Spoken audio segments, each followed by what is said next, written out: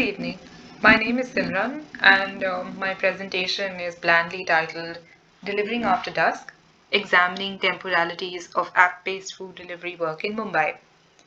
In this paper, I'm interested in workers' morality of time, by which I mean their experience and use of time, uh, through the idea of employers' time, and also in the context of the night.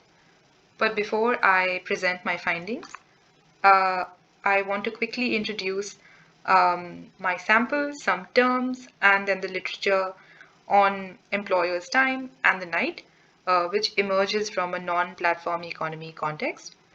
The fieldwork for this paper was done as part of the Mapping Digital Labor in India project at the Center for Internet and Society. In addition to doing fieldwork with platform-based delivery workers, uh, I included delivery workers from Udupi's restaurants and fast food chains. Udupi's are South Indian upper caste entrepreneur-owned vegetarian food establishments in Mumbai.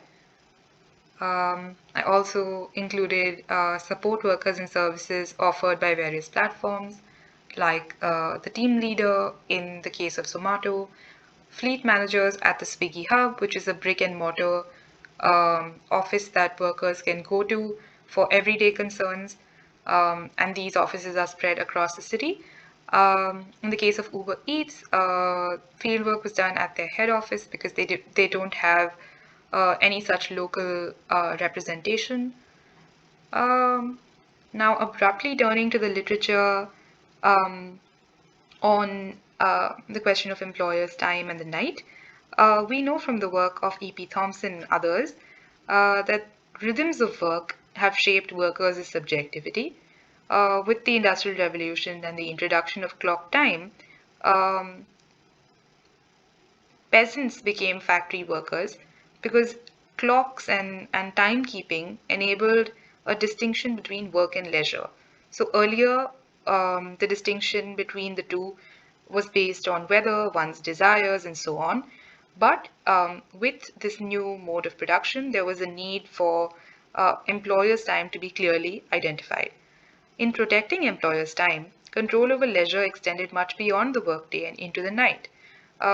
This control over leisure at night ensured that workers turned up to the factory gates the next morning on time. But we also know that with the fragmentation of production and a 24/7 culture, um, the night is not threatening in the same way, and this is most visible through the literature on the night economy. Um, in the global south, added to this dimension of hedonism and consumerism at night, there is also the labor of BPO and ITS workers who engage in a reversal of time to cater to customers in the global north. So, what does employers' time look like in the platform economy? Now, some part of this question has been addressed through the discussion on flexibility, which for some time centered around who controls time and who control and where the control lies. However, there was some understanding that restrictions on flexibility should also be understood in should be understood. And these restrictions on flexibility, one way in which they manifest is the asymmetry between consumers and workers, which often means that workers' temporality is in service of customers' time. Um, and in many ways, this asymmetry precedes the introduction of platforms because we know that delivery workers for of a large variety have been temporally and spatially marginal. Somewhat distinctly from this is another acknowledgement about the relationship between digital technologies and morality. Um, Digital technologies um, enable alignment, moral alignment with dominant values. But what they do is that they also enable uh, deviation from moral standards because they turn deviation into streams of revenues through quantifying the extent of deviation. Uh, so in the subsequent sections, I build off of these themes of power asymmetry, restrictions on flexibility, and flexible morality more broadly. Um, so first I do it through trying to understand what is employer's time in the work of food delivery. Uh, From the case of inflexible or shift-based work, I find that in restaurants and Udupis, the shift is defined as the total hours of operation, which is generally 8 in the morning to about 11 or midnight. Um, in these spaces, workers receive generally a monthly salary and also staff quarters, which are very close to the restaurant, and meals. Uh, Generally, during non-meal times, meaning when the volume of orders is low, workers have free time during which they go back to the quarters, have a bath, or sit in the alleyway behind the restaurant and chat. uh, in the case of franchisees and or fast food establishments, um, the shift is generally defined, which is it's between 4 and 8 hours, depending on whether you're part-time or full-time.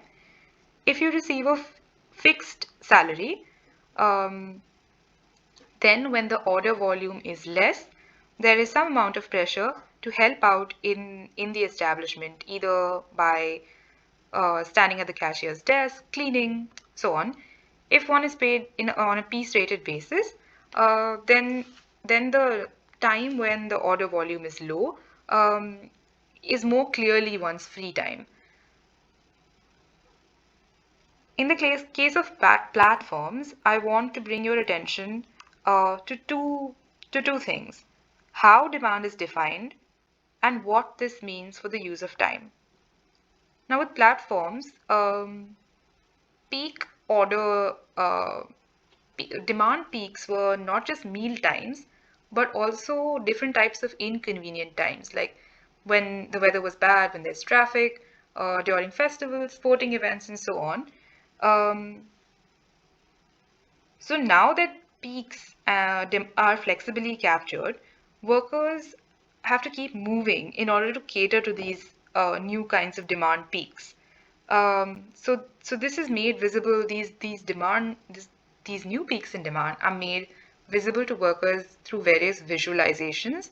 One such is the heat map, which you can see in the background here, which nudges workers to move to areas where there is a greater demand. And these are not simply nudges, because not moving often leads to uh, IDs being disabled or blocked.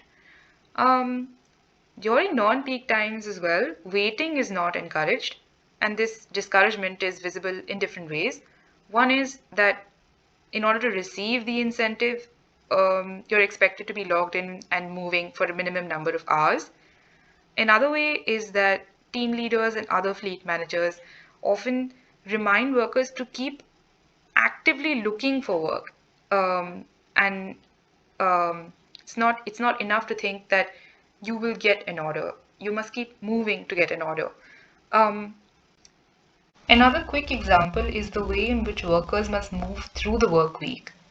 Taking leave on Friday or Saturday and Sunday is next to impossible. Now I'm going to move to tracing the working day into the night.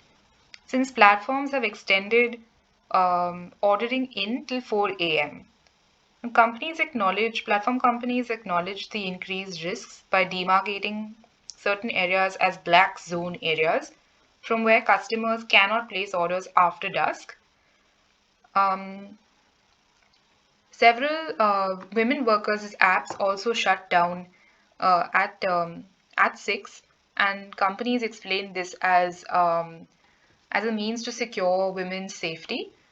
Some other risks of working at night are that the general tempo is slower, by which I mean that there are fewer people around in case of an accident or in case support is needed. There's also the possibility of getting orders from further away and spending more money on fuel and more time on reaching on completing those orders. Companies offset these risks, some of these risks, by offering higher incentives for working later at night.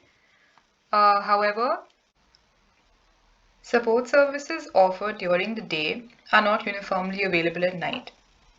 Team leaders, for instance, do not work until 4 a.m.